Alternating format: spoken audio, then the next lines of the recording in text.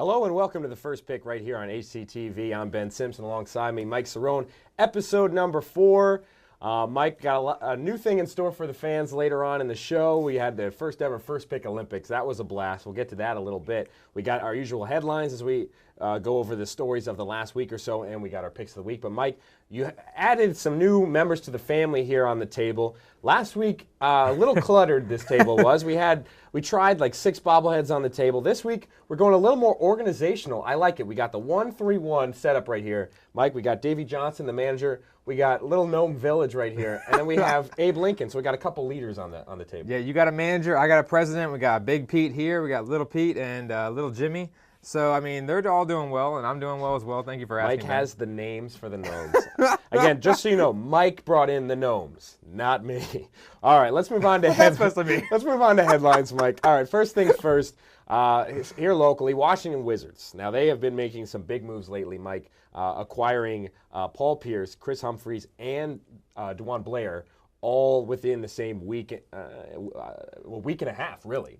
Paul Pierce being officially signed the other day. But, Mike, for a team like Washington, for the basketball fans in this area, they know, for a team like Washington, they don't usually make these type of splashy moves during the offseason. This isn't that type of team. But to sign 3 guys in this span of a week, especially a big name like Paul Pierce, I mean, he's bigger than a lot of the free agents out there besides guys like LeBron and Melo. This is big for the Washington Wizards. Yeah, definitely. When you're looking at the whole entire Washington Wizards organization, it's tough. It's tough. Ernie Grunfeld has had a terrible tenure as the GM. And just overall, Ted Leonsis is trying to figure in the Caps organization into the Washington Wizards, saying that they're trying to build their team up. They're trying to get the free agent veterans that can mold the young guys, which they have now in Beal and Wall. And overall, what they're trying to do now is get these veterans such as Al Harrington, who might become a coach here soon, Paul Pierce, who's coming to the end of his career, Chris Humphries, who's just a really good role player, and DeJuan Blair, who I think is the most underrated player that I've seen in a while, ever since he got let go by the San Antonio Spurs, went to the Dallas Mavericks, stayed in Texas, and now he's coming to the Washington Wizards. So I think that what they're doing now in the Washington Wizards has been phenomenal in the sense that they're trying to make them a contender again. I mean, a legit contender. They can contend for the Eastern Conference title this year. And just with these couple pickups that they've had over the past a few days or up to a week, as you said, Ben, it's going to be something special to come see when the Washington Wizards take the court. It's just one of those things where we just don't expect this out of Washington. We don't expect this out of Ernie Grunfeld. What we expect out of the Washington Wizards are terrible draft picks where they draft guys that never end up playing. Like you love Jan Vesely. Jan Vesely, my favorite of all the Wizards draft picks. That's usually what we get, Mike. But for the Wizards to go after legit guys, I mean, Paul Pierce, and again, this is all mashing up for, which we'll talk about at some point, the fact that they might be going after Kevin Durant in a couple of years. And that sets us up. You sign Paul Pierce to a 2-year deal. You sign Chris Humphries to a couple of years. DeJuan Blair only for about a year or so. So things could be shaping up good for the Wizards. But we'll get to the Kevin Durant stuff another day. All right, Mike, moving on. LeBron James was voted the most popular male athlete in America for the first time in his career. Usually, Michael Jordan has been the perennial holder of that number 1 spot for years. I mean, 1993 to 2005, this was Jordan's spot. He kind of wavered here and there. But for LeBron, first ever being voted number 1 after the decision in 2011. James wasn't even in the top 10. But, Mike, what do you think about LeBron being number 1, most popular male athlete? I mean, it's something that's really crazy in my mind because overall, I mean, it doesn't make any sense to me how you can be out of the top 10 then all of a sudden be back in at number 1. And, I mean, he's never going to be as popular as MJ. I'm telling you right now. This vote says so, but he's never going to be as popular as MJ. MJ, throughout the whole entire 90s era, was just, out of this world, off the chain, just whatever you want to call it, popular. Everyone knew who MJ was. You could go to China, you could go to Japan, you could go to Russia. I mean, you can go anywhere, basically, and see that MJ was the guy. MJ, the dream team, everything. They all knew who MJ was. And now you're looking at LeBron, I want to see who they voted. And that's really what's really baffling me. Because who really voted here? I mean, did the players vote? I mean, I don't understand it because overall, when you're looking at it, LeBron, he's not favored in Miami right now. He wasn't favored in Cleveland when he left after the decision. So all these quote-unquote decisions, no pun intended, actually, maybe pun intended. Yeah, go ahead. Go with the pun. Go with the pun, Mike. You're a funny guy. Yeah, thanks, man. It's a good compliment for me. all those different decisions that he's been making lately has really been, iffy for one place or the other. So I don't know who's voting here, but I mean, hey, congrats, whatever that does for you. Congrats if it lifts your spirit for a day. Have at it, LeBron James. For those polls, Mike. Again, we got to take it with a grain of salt. I mean, you never know who they're talking to. You never know who voted. I know I didn't vote. I know Mike didn't vote. But at the same time, it is significant to see LeBron pass Michael Jordan in something, in this type of thing. Because we've been living the last 5 years in the realm that Michael Jordan is untouchable. That's the way we've been living as sports fans. That's kind of the argument here. You have a lot of young guys saying that, no, LeBron's the guy. You have that older generation and more our generation too saying, no, Michael Jordan's untouchable. Well, Mike, we might be starting to lean towards the fact that LeBron might be getting closer and closer. Now, I still say Jordan is number one, and he'll always be number one. But, Mike, with LeBron's move to Cleveland, with this possibility of winning some more titles, you see that he's now popular again. Things might be starting to lean a little bit towards Mr. James's way. So we'll see kind of how things pan out. But I'll say it's not as far as we used to think between Michael Jordan and LeBron James. It is still a distance, but it's not as far. Yeah, definitely. I believe that, he wasn't really popular with me when he made the decision because, I tuned in just like everybody else in the nation, except for like the 1% that didn't. But really, when you're looking at it, I definitely believe that LeBron James is more in my favor because he did do what I said, go back to Cleveland. He did go back to Cleveland. Mike's going to mention that once a show just so you know how right he was. Until you guys tweet me at Cerrone16 at First Pick Blog and maybe, tell us to not say it anymore, but I might just keep doing it anyways. Basically, when he went back to Cleveland, I said, that he got a little bit more of my good gracious because of the sole fact that he went back home. He did a personal decision that was good for his family, good for the city of Cleveland, trying to get the economy in Cleveland and so on and so forth up in the air, back to where it should have been if he didn't leave. And he's doing good things now. All right. So LeBron James, number one. We'll see where he'll be next year. We'll see. Where will Michael Jordan fall out? By the way, one of the players that dropped out of that list was Phil Mickelson, dropped out of the top 100 most popular athletes. It happens when you don't win. Yep, exactly. Let's move on. Last topic here, Mike, is Anthony Rendon. For Washington Nationals fans, they know him very well. But if you don't know, he's just killing it this year for the Nats.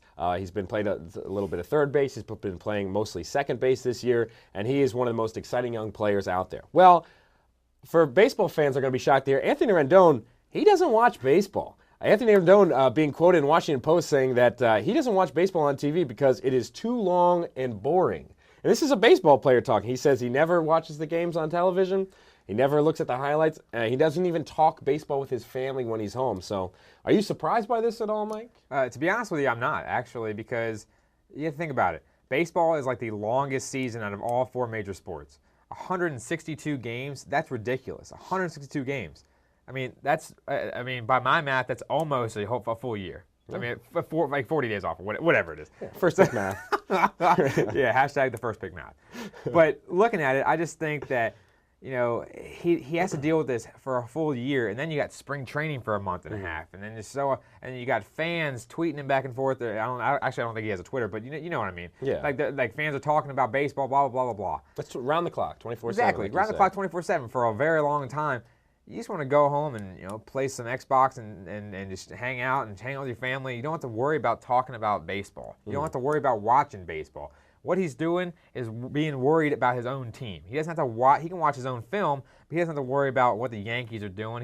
Maybe if you're a personal fan, but at the same time, he has to deal with it year-round, basically, and I think it's okay. I'm not too surprised. Yeah, I'm fine with guys who need to take a break. Again, this is his job. This is his livelihood. He's thinking baseball and doing baseball for, like you said, 162 games. That's a long time, and we're starting all the way back, April, May. We're ending down towards November. It's a long year and a long season. So for Anthony Rendon to not be a fan of baseball, I'm totally fine with that. Like you said, it is long. It's long games, Mike. These games take 3.5 hours. Well, you got to think.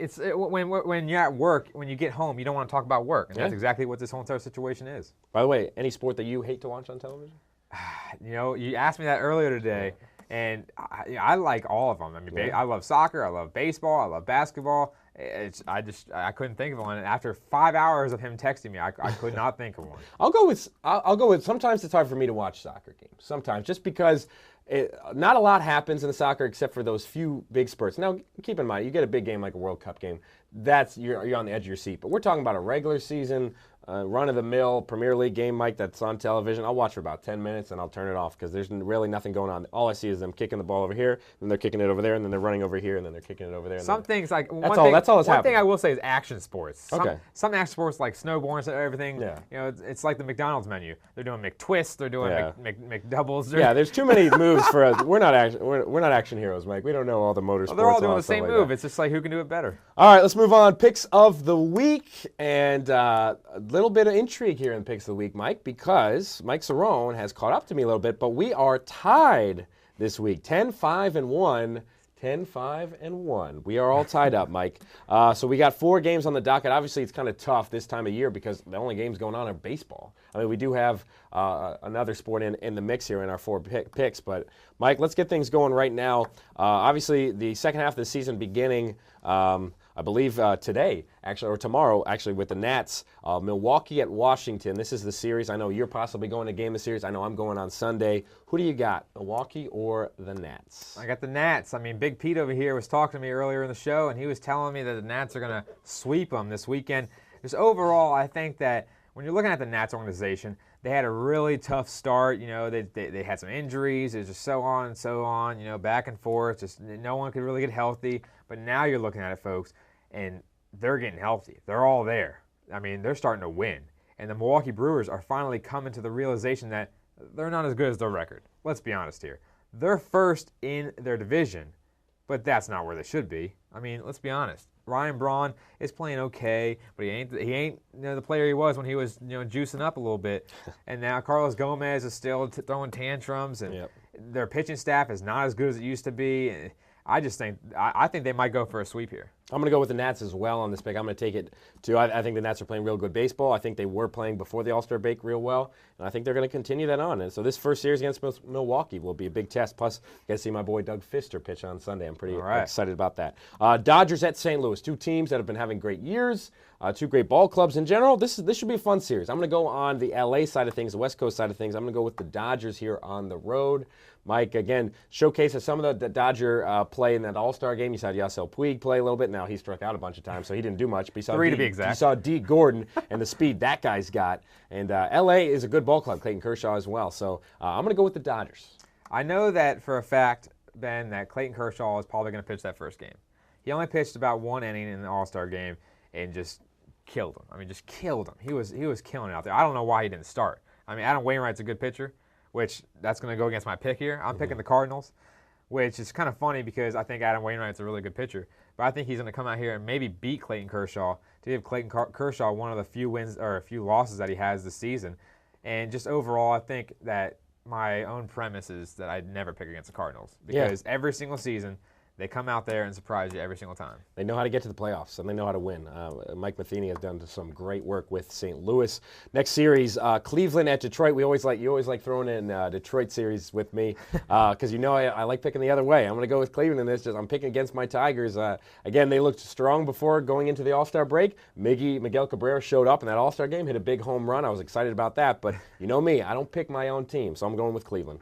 I'm going with Detroit on this one. I just think that Cleveland, I wanted to pick Cleveland, but then once you actually, got me thinking that you were going to pick Cleveland because of your theory, I was like, I got to have different. The folks got to like, the difference here. So I said, I got to go to the Tigers here.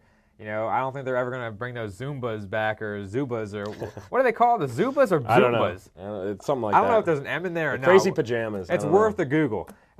Basically, when I'm looking at it, I definitely think that the Tigers are a much better team than the Cleveland Indians. I think the Cleveland Indians are kind of, I don't even know how to put it, kind of like an A's team. Like they have a lot of decent players, but they're not the type of team that can really step up to the plate and match up one-on-one with some of these power players like the Detroit Tigers have. Last pick here, we got to go with the U.S. Open. Mike, quick, who do you got? I got Rory McIlroy. He was winning after day one.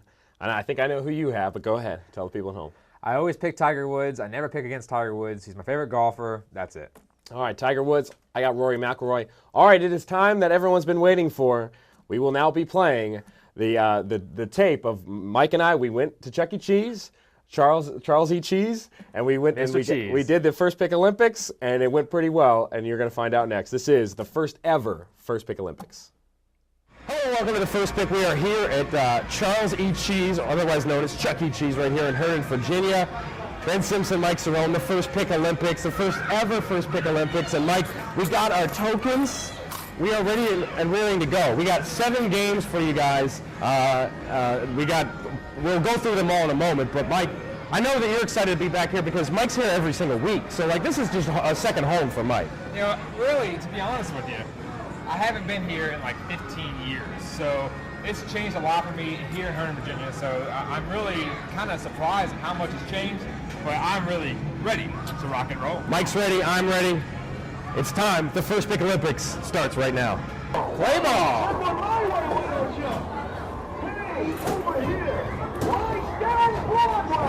For some reason, there's only like 2 balls coming out. Oh! Alright. Apparently we're supposed to hit the beer vendor, which I'm not really. He's going with. See, Mike, what you gotta understand is, I watch a lot of baseball. I don't recall this is how you play real baseball. Oh, you got the cops after you now. Dropped one. Alright. The high is 68. Opening score. Setting the tone early. No, you're supposed to hit it in the square. I understand that. Where are my balls at? That's not even going for the pennant. Oh, there you go. You hit the pennant. You got to spin for some points. Well, you've already beat my score. I told you, Mike's here every single week, every single day of every single week. 293. Game 1 in the books. Mike takes it. 293 to 168. Yeah. A little rapid reactions, Mike. I want to hear kind of your thoughts about this first game. And kind of, again, it's been a long time since you've been here at Chuck E. Cheese. How did the arm feel? Yeah, the arm is actually feeling pretty good right now. It's actually nice and warm, so we got another couple games to go. I was in the parking lot kind of throwing tennis balls at other cars. I was late today. Ben doesn't know I was actually at the batting cages throwing pitches to the batters instead. No machine, just Mike out there. Well, Mike, I will have to say, congratulations. Game 1 goes to Mike Cerrone. Good job, buddy. Ready to Terminator Salvation? Oh my goodness, look at a flying red ball. Oh, what happened to my shotgun? I don't know what commander put us in this situation, though. I feel like there's 500 of them and like 6 of us, and this might have been a bad idea. Oh, he's right on top of us right now. Watch out for the flying red things. Oh no. Okay, show me how it's done the first one. That was a test. That was kind of like a test. That was a tester? Yeah. All right, go ahead. Let's see what you got for your first throw. I thought gotta get slow and steady wins the race. Okay. Nice and easy. Look at that. Oh, are you kidding me? Oh. All right. You're up by 1,000. Like, this is a big shot. Gotta flex the wrist. You gotta get a little spin on the ball. Slow and steady, man. This kid just launches him against the thing. And there we go. We each have 1 ball to play. For some reason, you only have 1 left. All right, tie game. This is big. This is the last ball, I believe. Here we go.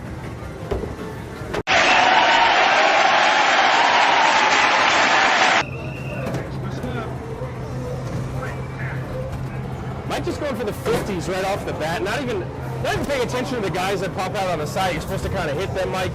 Like if you were a quarterback, you just go for the long ball. I mean, I kind of understand that, though.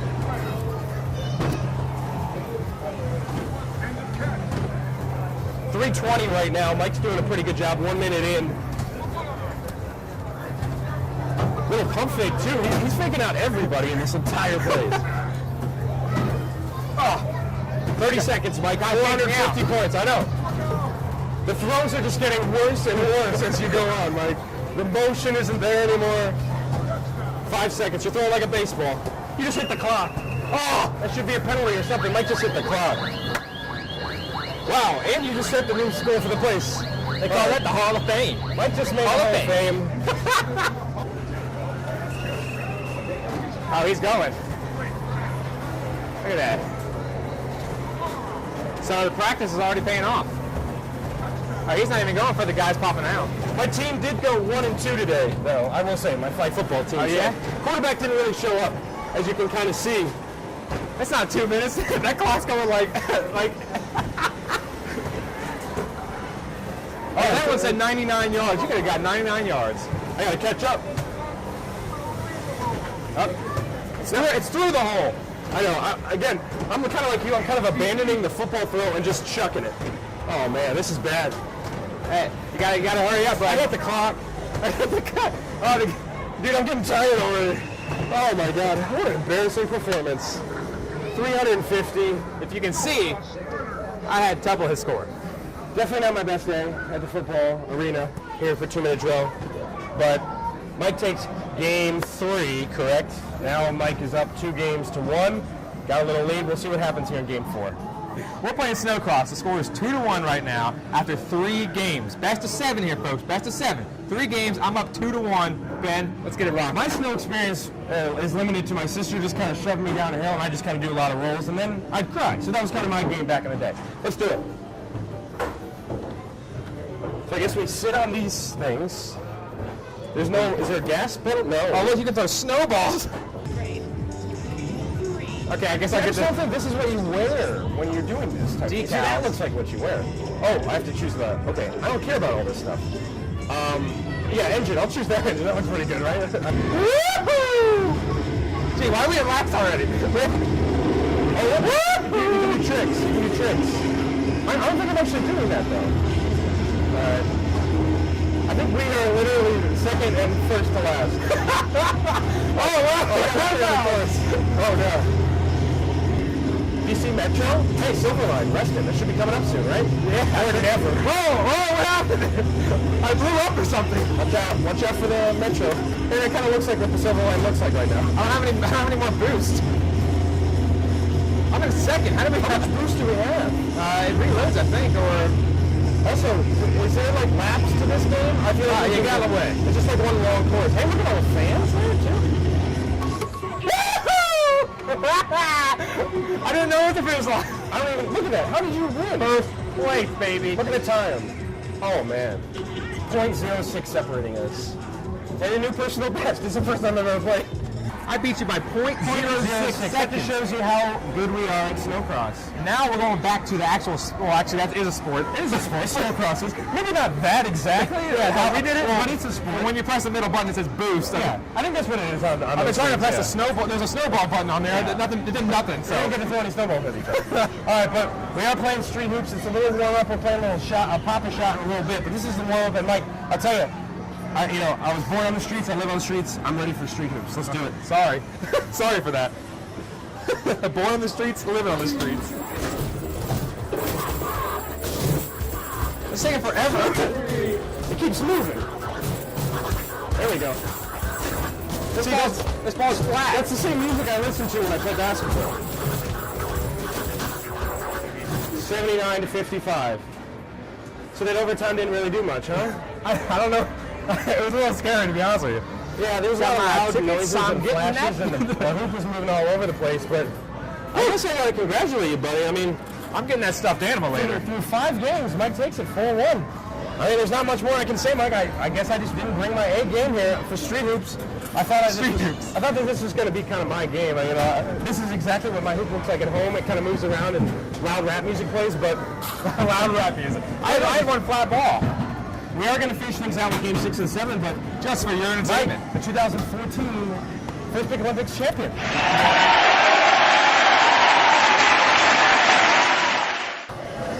Get limber, get limber.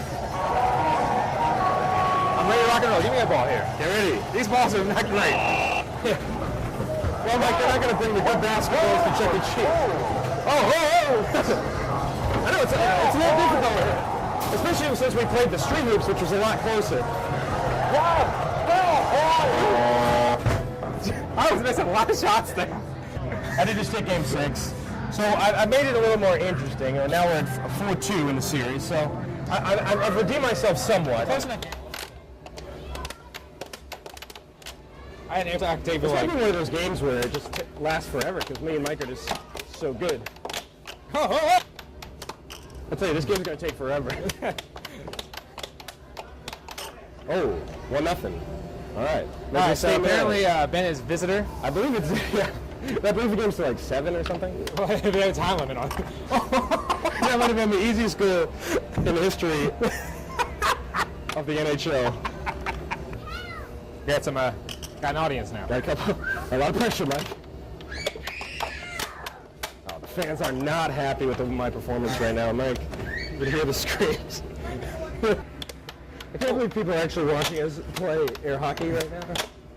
Oh, sorry. Again, got a little intense there. Oh. 6-6. This is good. Next point wins. 6-6, Mike. wow. Next point wins. At least there's a little intrigue with this. Oh. I saw my opening, Mike. That was bull. I saw my opening and I took it. Again, the sweat just dripping off the sweat. But I'll tell you, we played like warriors today. Mike ended up taking the entire thing 4-3, so at least I made it close towards the end. But Mike, congratulations again for being the champ for the First Pick Olympics, the first ever First Pick Olympics.